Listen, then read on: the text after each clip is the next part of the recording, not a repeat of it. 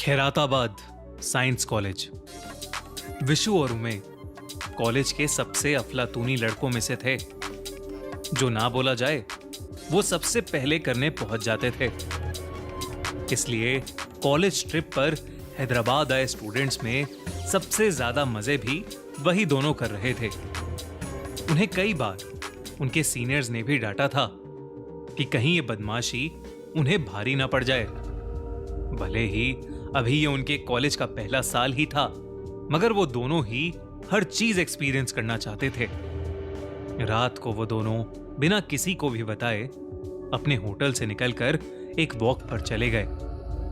उन्हीं के होटल के पास एक बहुत बड़ी बिल्डिंग थी जो एक खंडर जैसी लग रही थी। उसके सामने ही एक चाय की छोटी सी दुकान थी। वो दोनों उस दुकान पर चाय पीने पहुंच गए। बातों बातों में विशु ने उस बूढ़े दुकान वाले से पूछा कि हैदराबाद में देखने के लिए क्या खास है। इस पर उस दुकान वाले ने जवाब दिया कि घूमने को जो है वो उनको उनका फोन बता देगा। पर साथ ही उसने कहा कि हैदराबाद में कुछ ऐसी भी जगहें हैं जिनके आसपास भी उन्हें भटकना नहीं चाहिए, जैसे कि उनके ठीक सामने वाली वो सुनसान बिल्डिंग। ये सुनते ही विशु और उमे की दिलचस्पी और बढ़ गई। उन्होंने दुकान वाले को उकसाया कि वो जरा खुलकर बताए। उस बूढ़े दुकान वाले ने उन्हें सचेत करते हुए कहा कि वो बिल्डिंग जो उनके ठीक सामने है वो कोई आम बिल्डिंग नहीं, बल्कि हैदराबाद की सबसे भूतिया जगह है, जिसे लोग खैराताबाद साइंस कॉलेज के नाम से जानते हैं।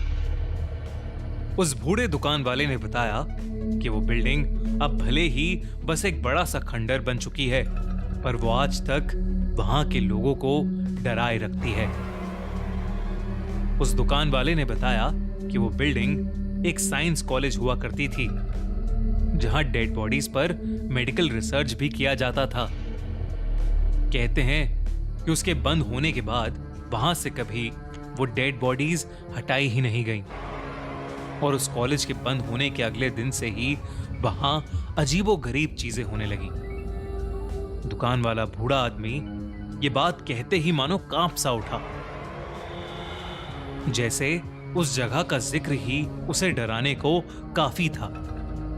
उस दुकान वाले की बात सुनकर तो विशु और उमे की नींद उड़ चुकी थी। अब उस बिल्डिंग में जाए बिना उन्हें नींद नहीं आने वाली थी।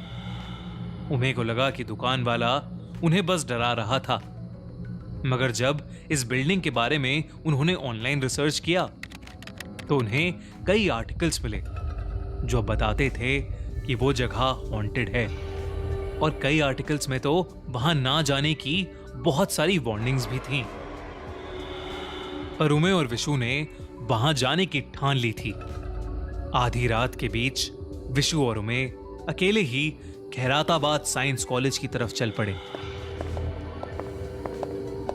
उस पुरानी सी बिल्डिंग को चारों ओर से पेड़ों ने जकड़ रखा था। वहां बिल्कुल अंधेरा था और बस उन्हें चांद की रोशनी से ही आगे बढ़ने का रास्ता दिख रहा था। उमे ने विशु से उसके फोन का कैमरा ऑन रखने को कहा ताकि वो अगले दिन सुबह सबको दिखा सकें कि वहां कुछ भी नहीं है।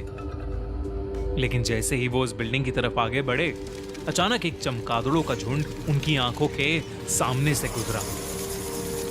विशु थोड़ा घबरा गया, पर उमे अभी भी मस्ती के मूड में ही था। तभी उन्हें पीछे से एक जोर की आवाज आई। कौन है? कौन है वहां? उन्हें दिखा कि उस बिल्डिंग का गार्ड उन्हीं की तरफ दौड़ता हुआ आ रहा है। वो दोनों भी जल्दी से भागकर उस बिल्डिंग के अंदर घुस गए। बिल्डिंग के अंदर घुसते ही उन्हें एक बड़ा सा हॉल दिखा जो धूल मिट्टी से भरा हुआ था। वहां एक बहुत ही गंदी स्मेल थी, जैसे कोई जानवर सालों से मरा पड़ा हो और सड़ रहा हो। पर मकड़ियों के जालों के अलावा अब वहां और कुछ भी नहीं था। अचानक ही उस हॉल में कुछ चटकने की आवाजें आने लगी। उन्हें लगा कि वो गार्ड शायद अंदर आ रहा है, तो वो दोनों फर्स्ट फ्लोर पर भाग गए।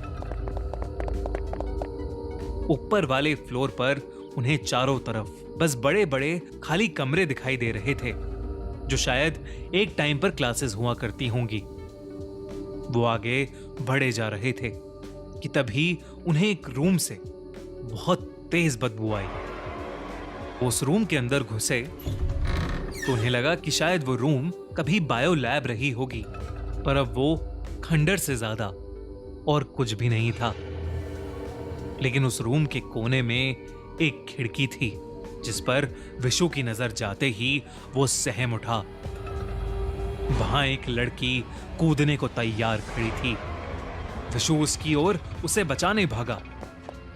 उसने उसे चिल्लाकर रोकने की भी कोशिश की, लेकिन विशु ने जैसे ही उस लड़की का हाथ पकड़ा, उसे ऐसा महसूस हुआ जैसे उसने किसी लड़की का नहीं बल्कि कोई बहुत ही कठोर चीज हाथ में पकड़ी हो। और तभी विशु और उमे के देखते देखते ही वो लड़की एक कंकाल में बदल गई। ये देखकर विशु ने अपने होश खो दिए और वो उसी खिड़की से फिसलकर नीचे गिर गया। दूर खड़ा उमे सुन्न पड़ गया था। उसने विशु को खिड़की से गिरता देखा, मगर वो कंकाल अब भी वहां था। डर के मारे वो उल्टे कदम भागा, लेकिन जैसे ही वो पीछे मुड़ा, उसे कई सारे कंकालों ने घेर लिया था।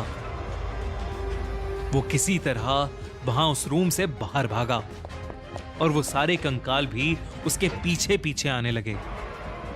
तभी उसने देखा कि उस बिल्डिंग का गार्ड नीचे खड़ा है।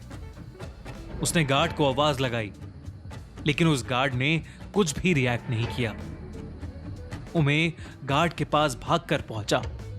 उस गार्ड की पीठ उमे की तरफ थी। उमे ने जैसे ही उसके कंधे पर हाथ रखा, वो गार्ड पीछे मुड़ा और उमे की रूह कांप उठी। उस गार्ड का चेहरा जला पड़ा था और उमे के देखते ही देखते उसका चेहरा गलने लगा और उसके चेहरे की हड्डियां दिखने लगी। उमे ने ऐसा भयानक चेहरा आज तक अपनी जिंदगी में कभी नहीं देखा था। उमे उसे देखते ही चीख पड़ा और वहां से और तेजी से बाहर भागा और बाहर भागते भागते उसी भूतिया बिल्डिंग के सामने गिर पड़ा। सुबह जब उमे और विशु के कॉलेज वाले उन्हें ढूंढने निकले, तो उन्होंने उमे और विशु को कई सारी चोटों के साथ उस बिल्डिंग के पास ही बेहोश पाया। वो दोनों 3 दिनों तक हॉस्पिटल में रहे। जब उन्होंने सबको अपने साथ हुआ पूरा किस्सा बताया, तो उन्हें और भी कुछ चौंका देने वाली बातें पता लगीं। पहले तो उस बिल्डिंग के सामने कोई चाय वाला कभी था ही नहीं। वो उस रात जिससे भी मिले, वो शायद कभी एग्जिस्ट ही नहीं करता था। दूसरा ये कि खैराताबाद साइंस कॉलेज बंद होते ही जिस सिक्योरिटी गार्ड को वहां की देखभाल के लिए अपॉइंट किया गया था, उसकी लाश जली हुई हालत में कॉलेज के अंदर ही मिली थी। जरूर ही उमे ने उसी गार्ड की आत्मा को वहां देखा था और वो दोनों अकेले नहीं थे जिन्होंने उन कंकालों को देखा था।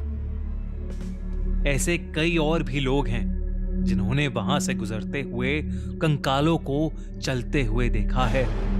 विशु और उमे को इस बात पर अब कोई शक नहीं था कि खैराताबाद साइंस कॉलेज हॉन्टेड है और वो शायद अपने साथ हुए इस भयानक एक्सपीरियंस को कभी नहीं भूल पाएंगे। आपको क्या लगता है, खैराताबाद साइंस कॉलेज सच में हॉन्टेड है या नहीं? हमें कमेंट्स में जरूर